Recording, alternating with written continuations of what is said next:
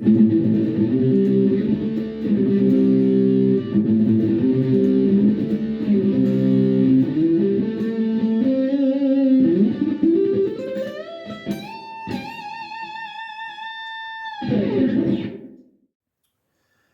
so in this penultimate episode of the inaugural season of the Practice Corner, we're now going to move into more sort of speed playing in a way, really. When I say speed playing, I mean as in punk. So my natural progression when I was learning was to go to then the Sex Pistols after learning Oasis. So in last episode, if I have enough links, I'll link it in the top corner there. We studied Don't Look Back in Anger. And this one, I figured a good case study would be to look at the Sex Pistols, and in particular a song they have called Anarchy in the UK, which with the direction we're going in politically at the minute is very befitting, I feel. Not that I'm inciting one thing or the other, of course, whatever. Anyway, you're going to need to learn at least, I think, I've just basically recorded them in the corner, so this lesson's always a bit scatty, so I just did some scatty stuff there. This will all make sense, don't worry, trust me, I'll label everything and make sure everything is all in order. But the schematics of the song may look confusing, but they really aren't. You're going to have to learn basically, so the song goes by an introduction first, verse 1, it goes to then a chorus, which is very similar to the introduction, if not the same, to then verse 2, which of course is just the verse progression, to then your first instrumental. It then moves to verse 3, to another chorus, to the last instrumental, to a chorus, to then an outro, which is basically the chorus repeated over and over again. The song is roughly around about 120 BPM. I like to do things in fives. I don't know, don't ask me. I'm just weird and wired that way. It may be 125 or somewhere in between that, but whatever you feel most comfortable with playing. I felt most comfortable before I'm recording it, and the solos for that at 120 BPM. So this is your learning curve, so whatever you want to go for. So let me just pause the video here and I will start off by perhaps looking at, we will bunch up the introduction along with the chorus and that of the outro together. We'll do it in chunks, so we won't do the outro last, we'll do the instrumentals last, and we'll just bunch up the bits that are similar together so you're not learning a shitload of stuff. You can find tablatures available for this. I'm just read it off a tablature. I should know this, it's been a while since I've learned it, so whatever. Anyway, I digress. I'll pause the video and we'll get the rhythm patterns that I use and the chords that I've used up onto the board. Okay, so your intro, chorus and outro follow a very similar sort of pattern in a way, really. In fact, I've labelled the chorus section here slightly different in blue because it's a slight variation to turn your background into your solo sections or your next verse. The intro, however, follows this particular pattern here, so you have one bar of G or G5 power chord.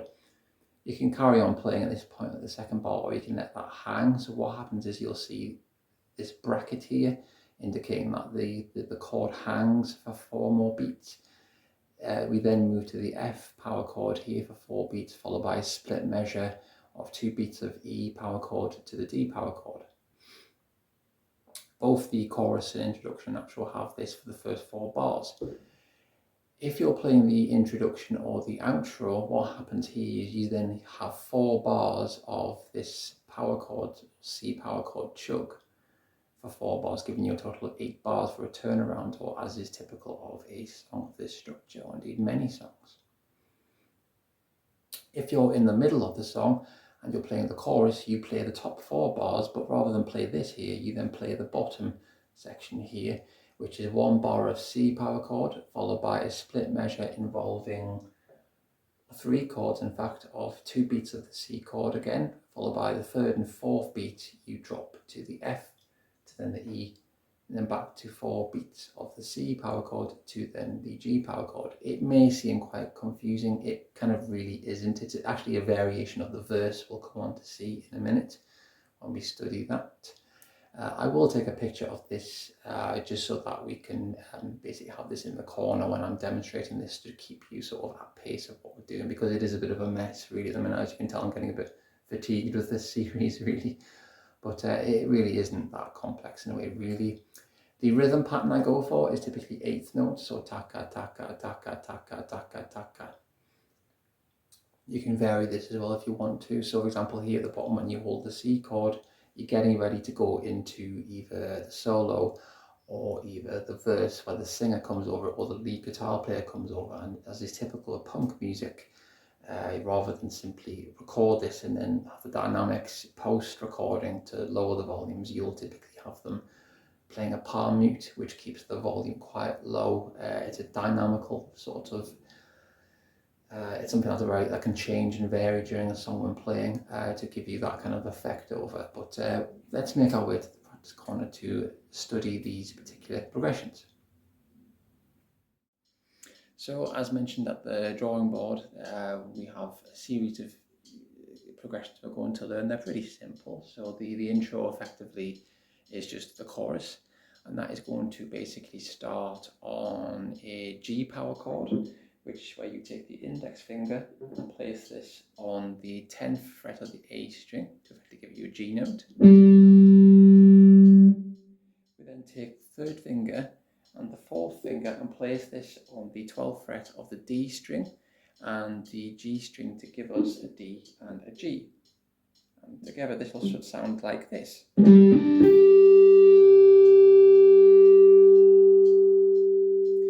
And with a metronome fixed at 120 BPM, we play 4 lots of those for 2 bars, so it should sound like this: 2, 3, 4. 2,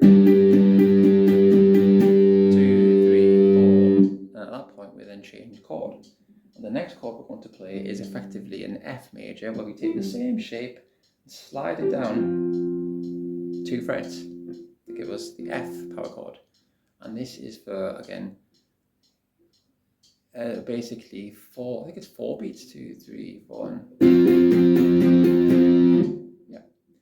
So after 4 more beats of that, we then drop 1 fret down to give us the E power chord for 2 beats. So we're now into a split measure on the 3rd bar, followed by the D, which is another 2 down.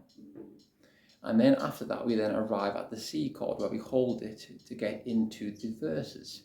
Together, this should sound like this: 1, 2, 3, 4. 2,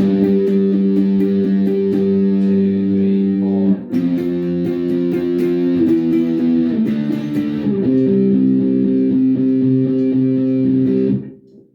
And that is effectively your introduction. Now, one thing you would have noticed about the chorus in particular is that it's an amalgamation of the introduction and a little bit of the end sections of the verse. So where you basically play an F to E minor, so after that. So when you're holding the C, you do exactly the same as the verse at the end. So I will explain by demonstrating it. 2, 3, 4.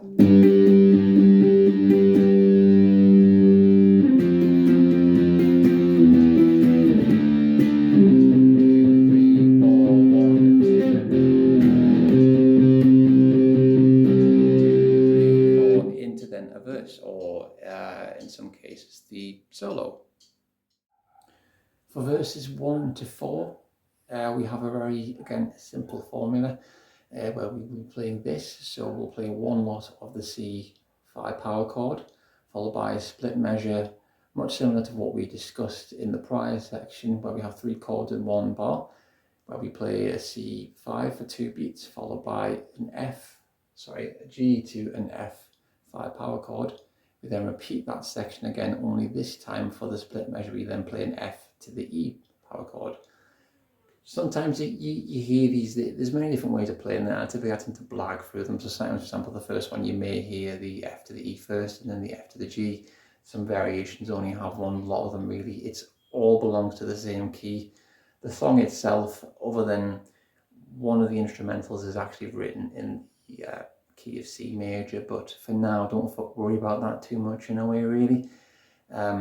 If you're playing with another musician over a backing track, you can't go wrong with whatever variation you play.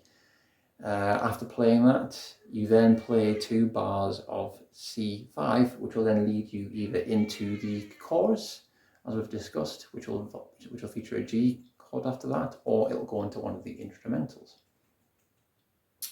typical type of pattern to do here is very similar. Again, chugged eighth notes, which should be, I should have PM written on there really, in fact, really, but I'll do that for the screenshot when we do the demonstration. And here I thought it would be nice to put in some accents too. So this chug here then goes into a bang bang. So taka taka taka taka, 1 and 2 and bang bang, and taka taka, to give you that kind of nice accented effect on those chords when you're changing through them.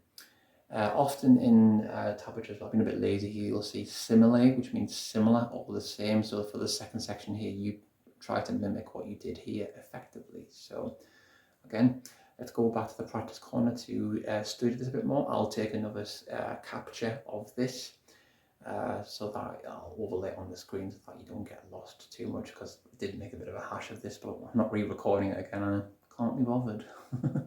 Anyway, hi over there. So for the verses, there are 4 of them in total. You need a total of 4 power chords again, so I will walk you through them. So again, this is where the singing comes over the top of them, over the top of the verses. So we add some dynamics. So we've been playing in 8th notes, which will sound taka taka taka taka, 1 and 2 and 3 and 4 and 1 and 2 and 3 and 4 and. During the choruses, where you have an ensemble, in effect, really the dynamics are very loud and booming. This is typical of British punk in the late 70s. For the verses, though, we then have, of course, Johnny Rotten coming in, and we need to bring the song down, but keep it as like an engine going along, if you so to speak. So we take our C chord that we finished on for either the intro or the choruses, and we play that, and we sort of chug that for 1.5 bars, and then on the 3rd and 4th beat we're then going to play either the G, the F, or the F to turn it back round.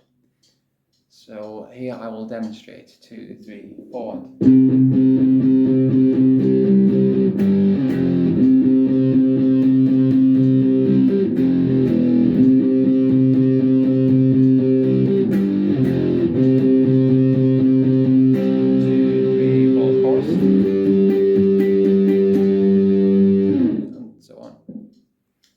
and the wrong way around. You can mess around with going for the G to the F or the F to the E minor if you like. But all that in effect is basically a simple chug. So if you remember from an earlier lesson, which I'll link in the corner, in terms of playing muted or muting the strings with your right hand, you effectively rest the palm over the strings there, and you aim to hit the strings, so to speak, to give you a sort of chug. Try that, the C chord, which is again on the 3rd fret. So you take that same shape you've been playing there, that power chord shape, and place it on the 3rd fret of the A string to give you the C. And that gives you the G, C. And you simply hold this for 6 beats. So remember, it's 1, 2, 3, 4, 5, 6, and then change. It will sound like this. Dun, dun.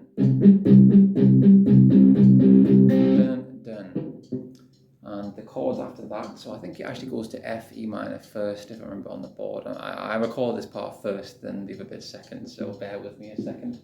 So we simply play the F, which is the same shape but on the top strings. So we place the first, so the index finger on the 1st fret, give us the F, and then we take the 3rd and 4th finger and place this on the 3rd fret of the A and D strings to give us C and to give us F. And then to do the same, we can hold that shape to go to the E minor or the E chord by just simply sliding along and playing the open E, then the B note, and then the E note. 3, 4, 2. And then for the variation in between all that, we then play G to, which is basically G to F, which is basically on the 3rd fret of the same string set to the F. So altogether, one verse should sound like this. 1, 2, 3, 4, and.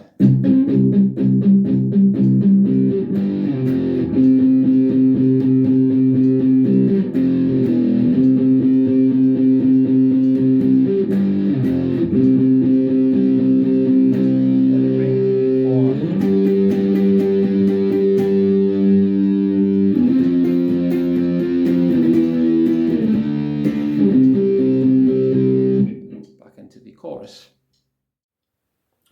There are two separate rhythm sections to be learnt for the instrumentals. These are again fairly straightforward. So for instrumental 1, after you've come out of the chorus from the 3rd verse, I do believe, I can't remember now, actually come to think of it, you can skip back in the video and have a look. But this basically involves 3 cycles of playing the D5 power chord to that of the E5 power chord. And then on the 4th cycle, you then play the D power chord, followed by the G power chord. And I think the G holds for a while. I'll explain it better over the practice corner. You can tell I've been really unprepared for this, but whatever. You know, it's a free lesson after all, so, you know. But hashtag bad attitude. Right. The basic pattern for this is a simple chug 1 and 2 and 3 and 4 and palm muted through. And again, I've put similar here to kind of emphasize that it should be the same that I should have done on the last slide. For the instrumental 2, you do something very similar to what we discussed on last time, where we have another split measure involving 3 chords. You play the D power, sorry, this should say ×4, I beg your pardon. I didn't get out the wrong side of the bed today, don't worry, I definitely did, I just feel a bit unprepared really, but anyway, so instrumental 2 should involve 1 lot of D for 4 beats, followed by the D again hanging for 2 more, as you see here, and then on the 3rd and 4th beat of that bar, you then go to the G5 power chord to then the F sharp power chord, as if there's been a bit of a key change there, surprisingly, during the song, going to G major. Or yeah, so that's a bit of a surprise. But anyway, sort of a G majory thing. Anyway, don't worry about it. Anyway, really, it sort of feels like it is at that point there. And I've wanted to emphasize that again. We do a palm muted chug involving 1 and 2 and 3 and 4 and 1 and 2 and da da, to get that real emphasis. And then after that, it moves back on into the final verse and to the outro. So let's go back to the practice corner to discuss that. For the instrumental sections, you're again playing power chords in an 8th note feel. You would do exactly the same dynamically. You would have this time Steve Jones playing the solos over the top of them, and you would palm mute the chords if you were playing the rhythm. So again, make sure you have a good tight sort of grip over your fretting hand when playing this section. Solo 1 is slightly different from solo 2, in effect where you hold a D shape. So again, you're going to need to know the names of these. Again, this lesson's all over the place, I've just realised really, but again in the corner I will link a previous lesson we did where we name the strings and the notes in each string. So you basically play 3 lots of a D power chord for 4 beats, moving to the E power chord for 4 beats, 3 lots of them. And on the 4th lot, you play 1 D chord for 1 bar, followed by, I think it's 3 bars of a G chord. I could be wrong. In the corner, I'm going to play the solo over the top of that to match that, so you should know what you're listening to. But overall, this should sound like this. So again, the D is on the 5th fret, so of the A string, or the 5th string rather, you hold that shape that we've been using. And on the 5th fret to give you the D note, and then the 3rd and 4th finger drop onto the 7th fret of the D and G strings to give you effectively the A note and the D note, and the E is just 2 up from there, holding that same shape. And then again the G of course is up where we discussed it for the intro, on the 10th fret of the same string set. So you shouldn't have to actually lift this string when playing the entire lift this hand off the fretboard really, which makes this very convenient. And indeed this is why punk music is associated with speed and led into speed metal eventually, because of how quick you can move this chord around. This should sound a lot like this. 2, 3, 4.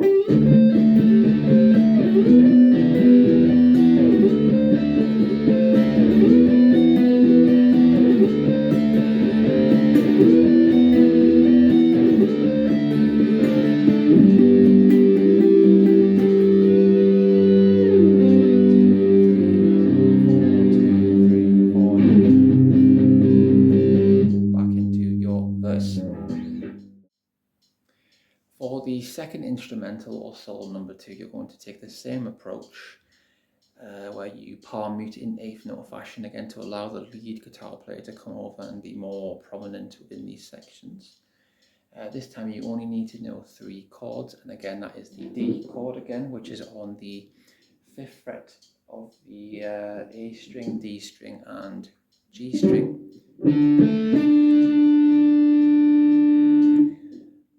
This time you're going to play that for 6 beats, much similar to how you progress with the verses when you're playing the C. And then on the 3rd and 4th beat of the 2nd bar, you then are going to transfer to 1 beat of G, which we'll play up here. And that's on the 3rd fret of the E string, where you use the index finger, and then use the 3rd and 4th finger on the A string and the D string to give you the C chord, a C note, and the G note. And you play that for 1 beat, and then on the 4th beat of the 2nd bar, you move down to the F sharp chord, which is just on the 2nd fret, holding that shape. You do this 4 times, and again in the corner I will play the instrumental for the solo to kind of guide you. 3, 4.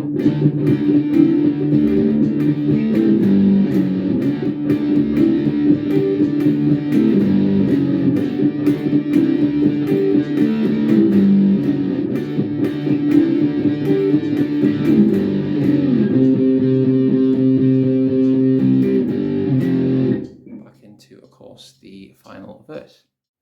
Well, I know that's been a bit of a sort of a weird sort of lesson, or we've really been a bit underprepared for it really, but it gives you a good idea of how you use power chords in particular for adding a bit of speed to your playing. You can also sound quite cool when doing it as well. That's what I quite liked about the Pistols in a way, really, that they added that kind of coolness, you know, and a bit of edge and bite to their music. Beyond that, you can go into then various directions, so you might become a bit of a metalhead like myself in a way and start dabbling into that. Or you might go more into a grunge sort of post metal type, you know, scenario, whatever you fancy, really, in a way, really. So, like I say, I know it's been a bit scatty this lesson, but I hope I've got some shots in there to kind of give it some structure. But that's punk music for you, really, in a way. Really, it is a bit chaotic. So I just thought I'd fit in with that, really, and you know, trying to hashtag hard sell this lesson to you, really, in a way, really, because yeah. Anyway, 1 more lesson left. I have an idea of what I'm going to do with that one, and yeah, that'll be the end of the season. So if you've watched, please like, subscribe, comment, you know, what you like about it, what you dislike about it, and I shall see you on the next lesson. Bye bye.